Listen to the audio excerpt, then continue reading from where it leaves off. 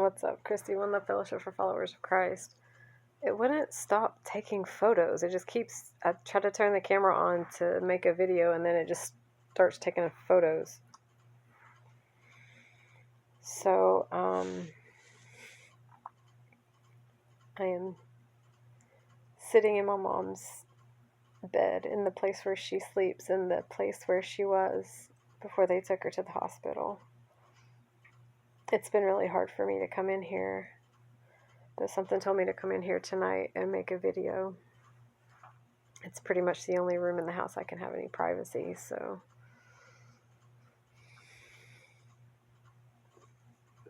I keep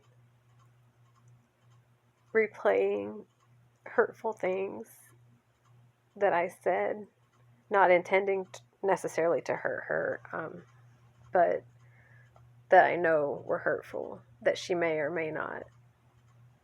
I mean, some that she definitely, but some things that I just said that probably got back to her because of all the stalking and, all the things that go on that apparently I'm not supposed to know about. And if I make any claim to know about, then I'm called crazy. So, anyway,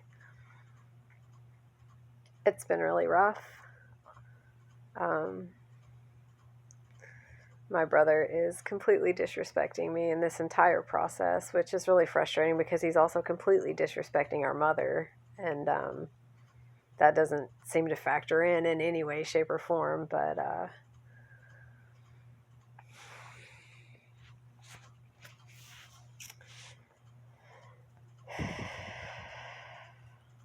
I got locked out of Facebook, so that's why I'm posting this on YouTube.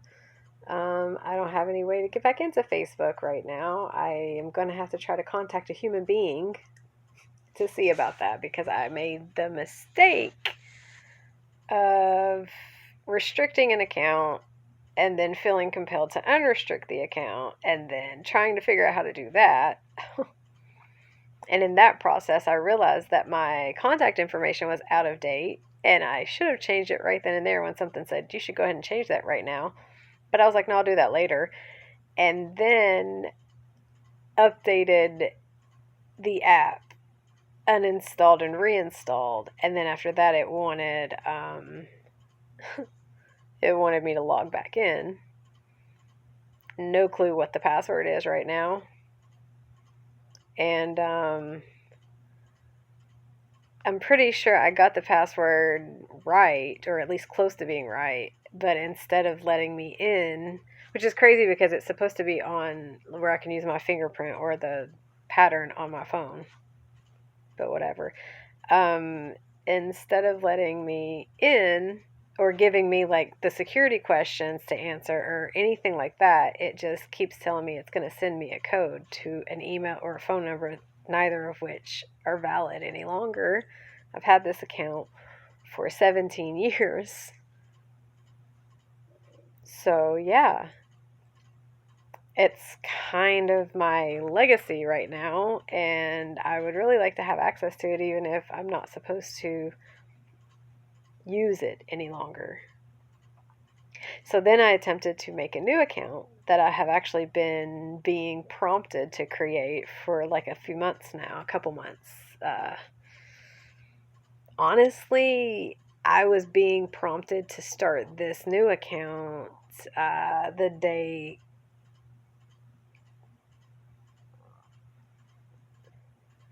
that my friend was killed.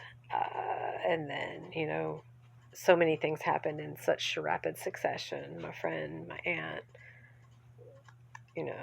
my mom, my job. So, yeah, it's just been a lot. And I don't have any support. I have been able to speak with my therapist one time because he was out for winter session throughout all of this. Well, most of it, not all of it.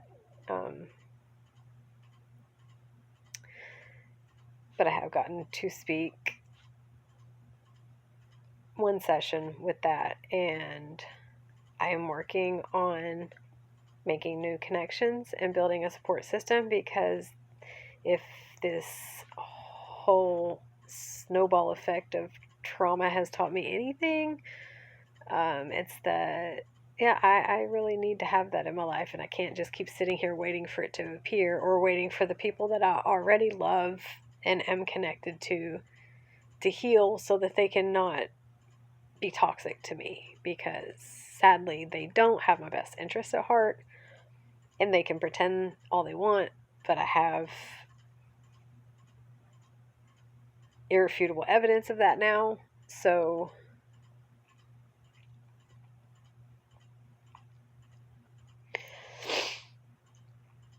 the frustrating part is how much I just wanted them to heal, to see the error of their ways, to acknowledge what they did, to make amends, or at least just make better choices. You know,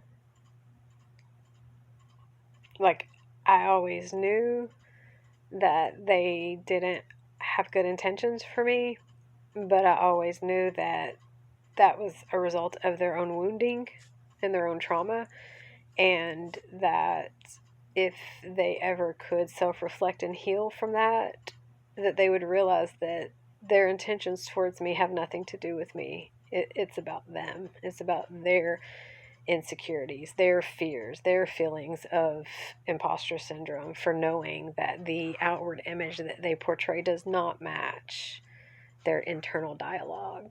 And instead of getting help to reconcile that, instead of going and seeing someone and saying, I'm not sure why I have the thoughts that I have, but I know they're not healthy, so can you help me sort it out?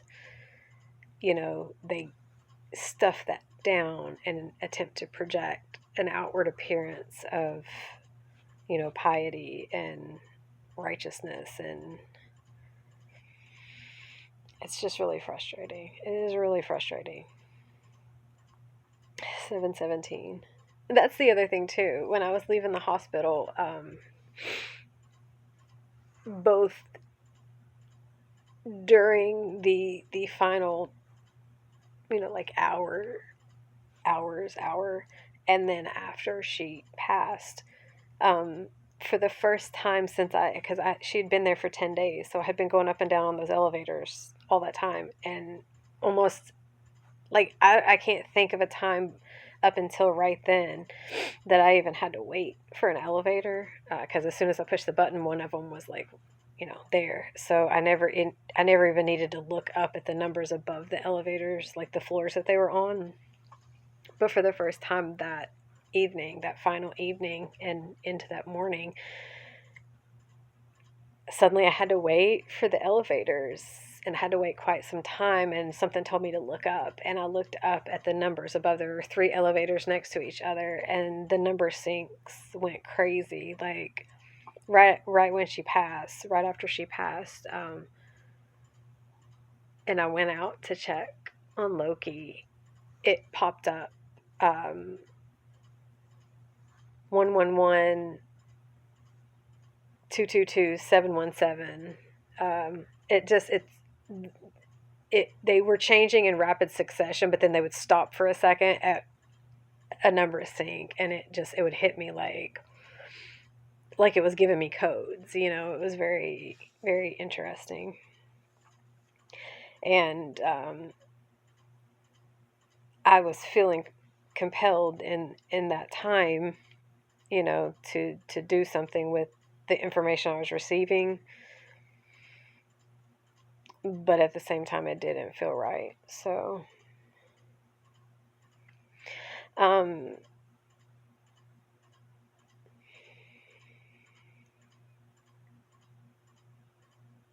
I feel like a lot of people want to know how I can feel the way I feel after everything that I'm aware that has been done. And the thing is, my feelings towards my mother, they don't really have anything to do with her feelings towards me, or her treatment of me, or her behavior towards me. Like, the way I treat people was always about,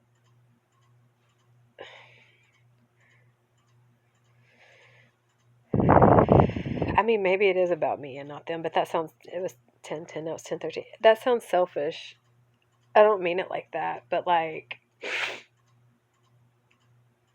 I don't want to treat people poorly just because they treat me poorly. Like, I don't like that feeling in moments of energetic weakness, mental weakness, emotional weakness, whatever, when I have had that experience of, you know, feeling like maybe I wanted some kind of revenge, or like, like I wanted people to feel how I felt, or something, like, if I was unhappy or someone hurt me or something. Like, that's never been my general demeanor. That's not part of my core nature or my character. But there have been times, there have been moments, particularly when I was still, struggling with alcoholism and other issues. It was 11/11. Substances play a huge part in our, I'm hearing two different ways. I'm hearing our ability to act out of character and our inability to stay true to our character. So, you know, misusing substances or using the wrong substances, particularly for the wrong reasons, it definitely affects your personality, you know, and you're not yourself. Which, again, that's another reason that I am very forgiving and very, um, the word I'm hearing is permissive, and I don't like that, but I mean, I guess it's been true, but that needs to not be true. Just because I can see through the mistreatment and disrespect I'm receiving to the underlying soul of the innocent child, you know, that existed before any trauma or, karma or whatever, any outside energies came down to take that away, to spoil that. There are a lot of energies, some of them in human form, sadly, who, for whatever reason, they desire nothing more than to tarnish the pure. They desire nothing more than to take the purest and most innocent among us and corrupt it. Like, that's that's how they get their satisfaction. That's how they achieve their euphoria, is corrupting the pure and innocent. To me, that's a true mental illness right there. That's probably like the worst of all. Like, it's one thing to not want to live a pure life yourself. It is another thing entirely to satiate your own desires by forcing others into impure lives as well. 1343. But yeah, I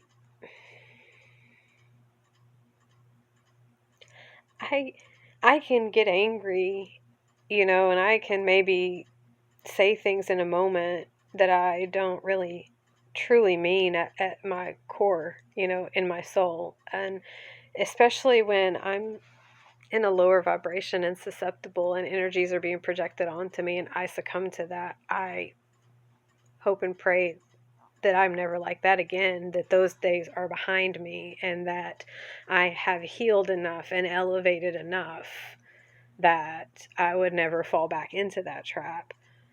But ultimately, I can't just stop loving who I love, even after learning, it doesn't make it okay. And I never want to be permissive. 1445, yes. I never want to be permissive of abuse, you know?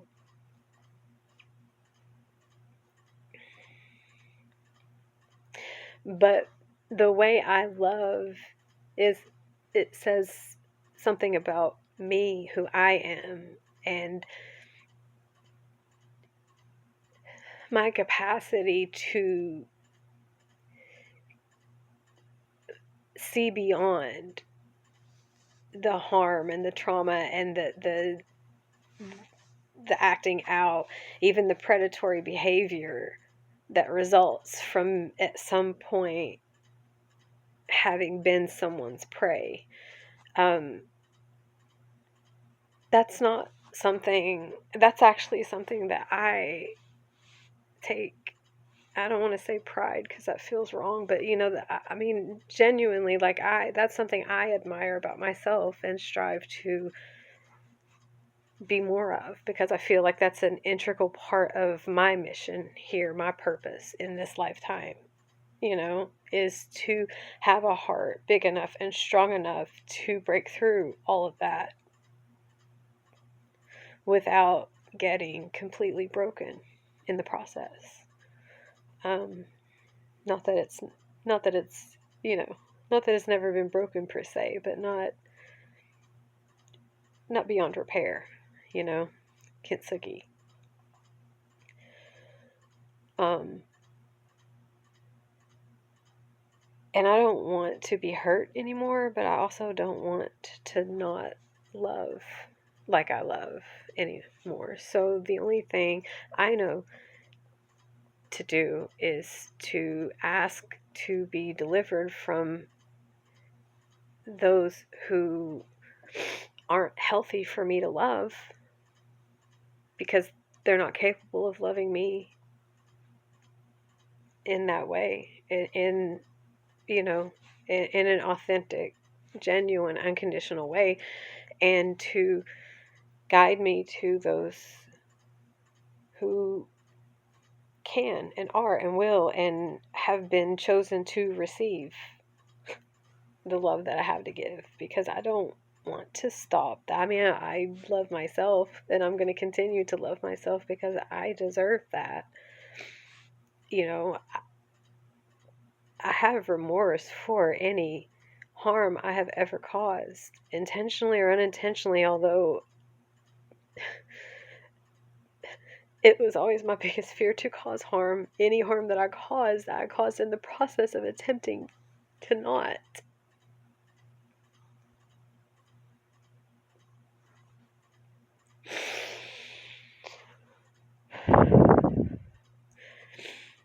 And I have a lot of remorse for that.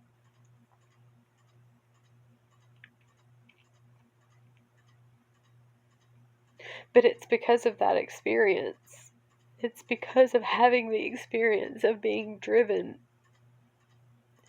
to cause harm when my core intention was to do literally anything but, that I can have that empathy and that compassion for even those who do cause harm.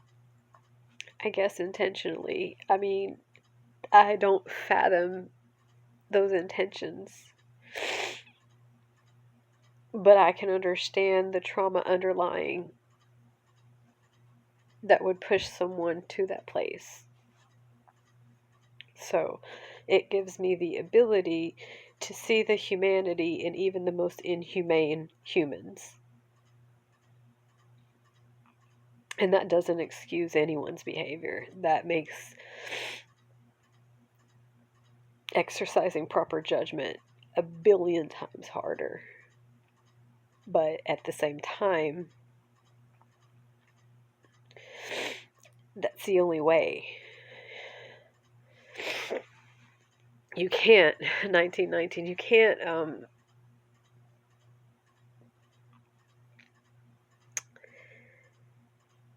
you can't,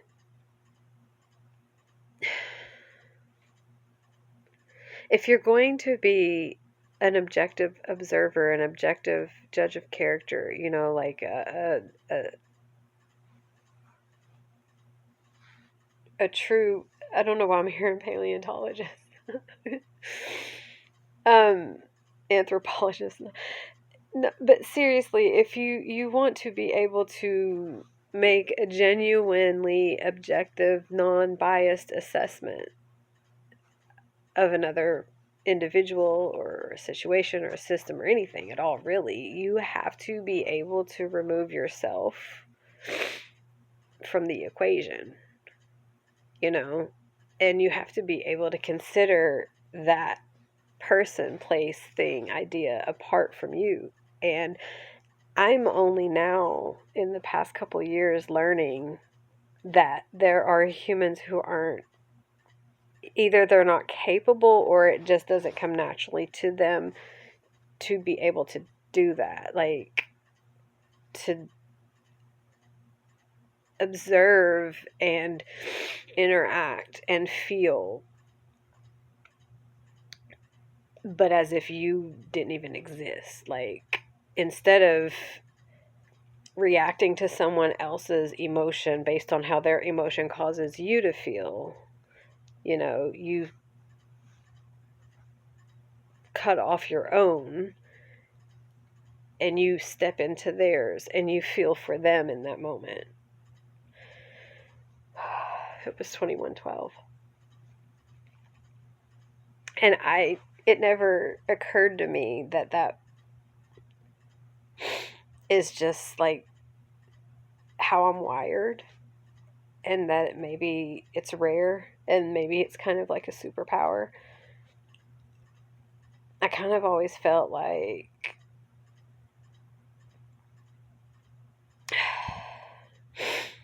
everyone's capable of it, but not everyone's consciously aware of what they're capable of. And somehow maybe it's my job, duty, mission, whatever, to figure out how to connect the dots so that they could recognize their own capabilities, their own capacity, and expand. Not to force them into it, but to give them the missing pieces to make the dots connect in their brain, so that if that's what they want, is that expansion, that healing that comes with that ability to step outside of themselves for a minute and sort of experience the world from a higher perspective, for sure. But, what I'm feeling like I'm supposed to say is from the perspective of the Creator. Because I feel like a lot of people who feel that they're somehow chosen by God or close to God or heaven, some genuinely believe themselves to be God in human form. Which semantics, because in a sense we're little pieces of God in human form, right? Maybe some are bigger pieces than others. I don't know. That's debatable. But you know what I mean. Like, humans who are not as connected to source as they think they are, but who feel this sense of entitlement to the power, to the prestige, to the recognition, It's weird because they don't realize that they're seeing things from their own point of view, from their own perspective, and then they're projecting their own point of view and their own perspective onto what they think source should be, And maybe we all do that to a certain extent, but I feel like to truly, truly, truly understand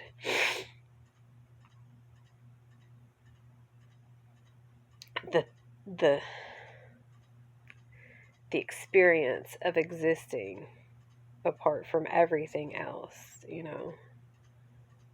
um, within and through, but also apart. Because if you're the source that existed before anything else existed, because you're the creator source, you're the source that created everything in existence, everything that exists ultimately came from you. You're the source, you're the energy that became everything. Then you would need to be able to detach from your creation in order to thoroughly and objectively observe and understand it. Because if you were to stay too closely attached to your creation, then you would never be able to consider it apart from yourself. You would never be able to consider that as if it had nothing to do with you, as if you're not the one who created it, you know?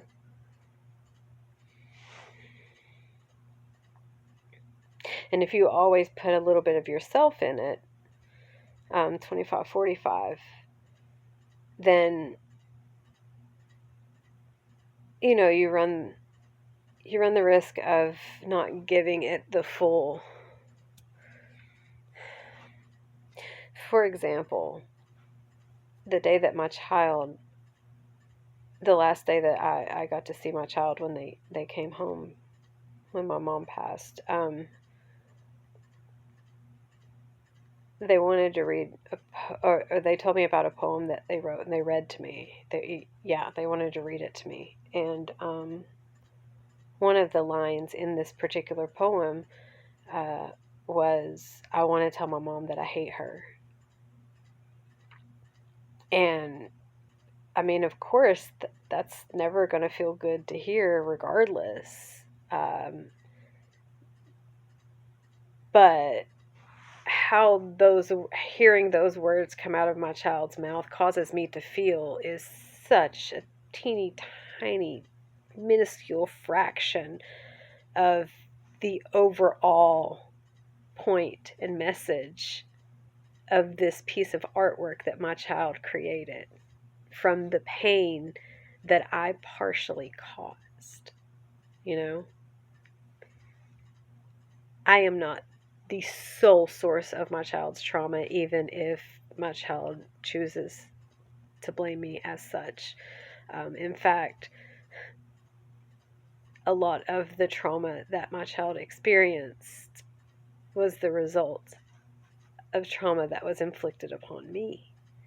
And that doesn't make it okay by any means. It's just frustrating because part of the reason I have so much compassion for my own mother, despite her treatment of me my whole entire life, is that I'm aware of the trauma that was inflicted upon her, which ultimately resulted in her treatment of me. Again, doesn't excuse it, and maybe it was a lot more intentional than I ever wanted to admit to myself or anyone else. But either way, I know her soul. I know her inner child. I know the innocent part of her, the part of her that existed before anything tainted or corrupted, or traumatized it. And that was always the part I was trying to connect with. And so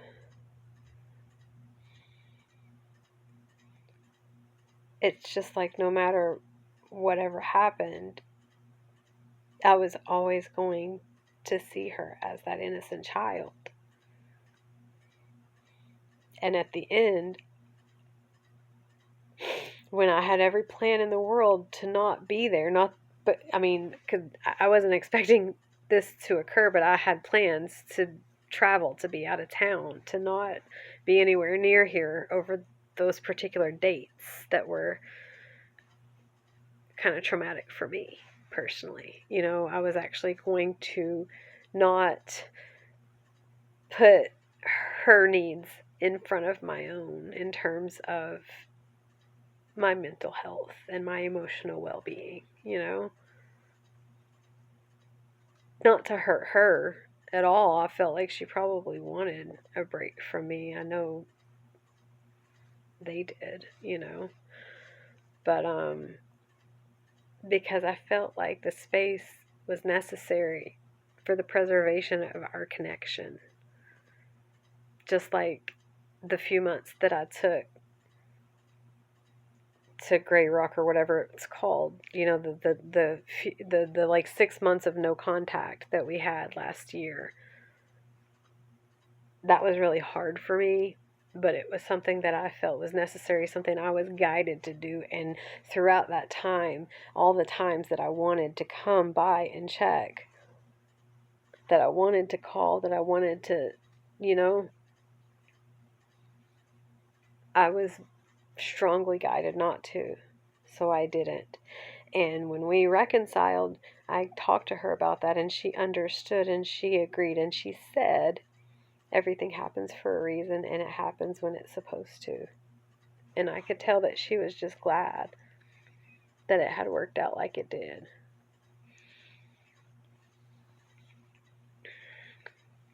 But now, you know, all anyone wants to talk about is, you know, there was that time that I wasn't coming around. You know, no one wants to talk about all the time that they weren't there. You know, all the years that they had abandoned. It's just, you know,